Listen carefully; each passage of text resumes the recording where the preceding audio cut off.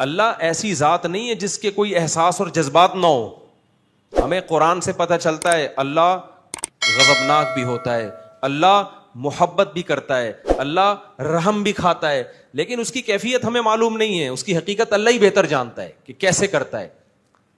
تو اللہ اگر ایسا ہوتا نا, اس کو کوئی فرق ہی نہیں پڑ رہا ہوتا, تو پھر تو ٹھیک ہے جو مرضی کرتے رہو. لیکن اللہ کیا کہتا ہے, جب میں نے اتنے احسانات کیے تو میں پھر بھی جب تم میری نافرمانی کرتے ہو, میری مخالفت کرتے ہو, تو مجھے غصہ آتا ہے کہ تم ہر ایک کو ویلیو دے رہے ہو, میرے آرڈر کو ویلیو نہیں دے رہے. اور تھوڑا نہیں آتا, بہت آتا ہے, لیکن اللہ وہ دکھا نہیں رہا ہوتا. اس کی مثال قرآن مجید میں ہے, 25ویں پارے میں آپ جا کے دیکھ لیں, میرے تفسیر کے لیکچر بھی اپلوڈ ہوتے ہیں نا, وہ بھی دیکھ لیں. ان الذین کفروا ینادون لمقت اللہ اکبر من مقتکم انفسکم اذ تدعون الی الایمان فتکفرون. قرآن کے الفاظ دیکھو. حدیث میں آتا ہے کہ جب یہ جہنمی جہنم میں جائیں گے, جلیں گے, عذاب میں جلایا جائے گا ان کو, تو یہ اپنے اوپر غصے سے نا اپنی انگلیاں چبائیں گے. جب انسان کو بہت غصہ آتا ہے, اپنے ناخن چباتا ہے نا کہ یار میں کیا کروں, اس عذاب سے کیسے نکلوں, تو ان کو آئے گا اپنے اوپر غصہ کہ ہم نے کیا ہے. اتنے پیغمبروں نے ہمیں سمجھایا کہ اس جہنم سے بچو, ہمارے پاس علماء کی دعوت پہنچی, پیغمبروں کی دعوت پہنچی کہ برائی سے اللہ کو نفرت ہے, اللہ جہنم میں ڈال دے گا, آگ میں ڈال دے گا. کتنی دعوتیں ہمارے پاس پہنچی, کاش ہم اس دعوت پہ لبیک کہہ دیتے. ہم تو بالکل دنیا میں مست رہے. بالکل اس کی مثال ایسے, ایک شخص آپ کو بار بار سمجھا رہے بھائی اس راستے سے مت جانا, یہاں ڈاکو ہیں, لوٹ لیں گے, بندوں کو مار دیتے ہیں.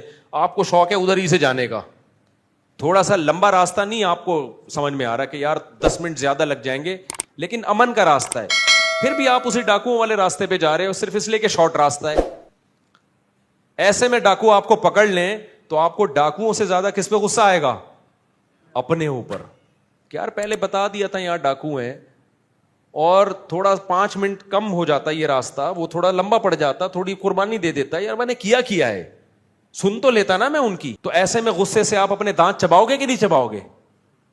تو اللہ تعالیٰ کہتے ہیں کہ جہنمی جب جہنم میں جائیں گے تو اپنے اوپر غصہ ہوں گے کہ یار ہم نے کیا ہے, ہم نے کیوں نہیں اللہ کی باتوں کو غور سے سنا, کوئی ویلیو نہیں دی ہم نے. اتنے علماء نے ہمیں بتایا, قرآن نے بتایا, حدیث نے بتایا.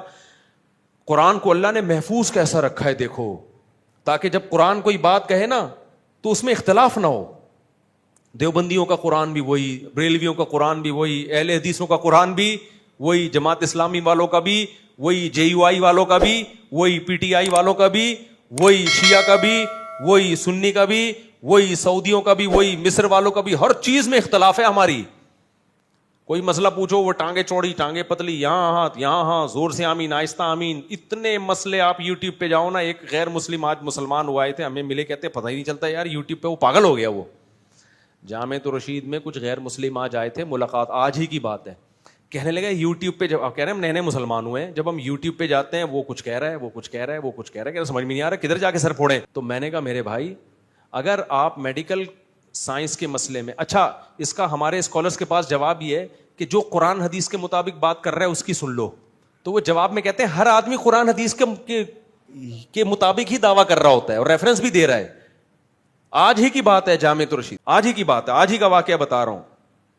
تو ہر آدمی کہہ رہے ہیں کیا کر رہا ہے, وہ تو قرآن حدیث ہی کا لیبل لگا رہا ہے. تو میں نے ان سے کہا, میں نے کہا اچھا مجھے ایک بات بتاؤ, آپ کو اگر باڈی میں جسم میں کوئی مسئلہ ہو, گردے میں پتھری ہو گئی, پین ہو رہا ہے, آپ نے یوٹیوب پہ سرچ کیا, دیکھا یہ کچھ اور طریقہ بتا رہا ہے پتھری نکالنے کا, یہ کہہ رہا ہے کہ کچھ اور طریقہ بتا رہا ہے, یہ کہہ رہا ہے یہ کچھ اور, یہ ماؤنٹ ایوریسٹ کو جیسے بم سے اڑایا جاتا ہے یہ اس طرح سے پتھری نکالنے کا طریقہ بتا رہا ہے, جیسے پہاڑ ہو گیا نا.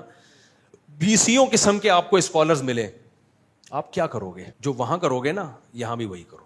آپ بولو گے ان سب کو بند کرو, باقاعدہ ریلائبل کسی میڈیکل کالج میں جاؤ یا کسی ادارے میں جاؤ, وہاں دیکھو کوئی ڈاکٹر بیٹھا ہے کہ نہیں بیٹھا ہے, یا کلینک میں جاؤ گے آپ اپنے ڈاکٹر سے پوچھو گے بھائی آپ کہاں سے فارغ ہو, کیا سلیبس آپ نے پڑھا ہے.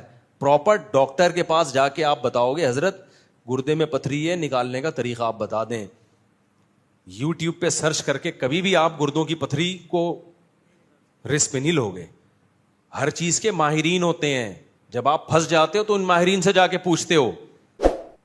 تو میں نے کہا یہاں بھی یہی طریقہ ہے. اتنے بڑے بڑے مدارس ہیں, صدیوں سے چلے آ رہے ہیں, نئی ایجاد نہیں ہے. ان کا رشتہ جا کے صحابہ سے ملتا ہے. یہ اپنی سندیں پیش کریں گے, میں پیش کر سکتا ہوں میں نے کس سے علم حاصل کیا, انہوں نے کس سے, اور یہ سلسلہ کہاں جا کے ملے گا؟ محمد صلی اللہ علیہ وسلم تک میں پیش کر سکتا ہوں. حضرت مفتی تقی عثمانی صاحب ہمارے بزرگوں کے بزرگ ہیں, آپ جا کے دیکھو انہوں نے کہاں سے علم حاصل کیا, انہوں نے کہاں سے, پورا سلسلہ ہے. میں نے کہا اس سلسلے میں 2 نمبر لوگ بھی ہیں اور 1 نمبر بھی, جیسے ڈاکٹروں میں 2 نمبر بھی ہوتے ہیں 1 نمبر بھی. اس سلسلے کے لوگوں میں آپ دیکھو کہ صحیح کون ہے غلط کون ہے, اور وہ اللہ نے ہر ایک کو اتنی طاقت دی ہے کہ وہ پہچاننا آسان ہے. ورنہ تو بھائی یوٹیوب کی دنیا میں تو کتنے لوگ کافر ہوئے ہیں دوبارہ مسلمان ہو کے, کہ وہ اسکالر کچھ کہہ رہے وہ کچھ کہہ رہے, دوبارہ کافر ہو گئے. وہ کہہ رہا میں تو کنفیوز ہیں, صحیح اسلامی سمجھ میں نہیں آ رہا ہمیں.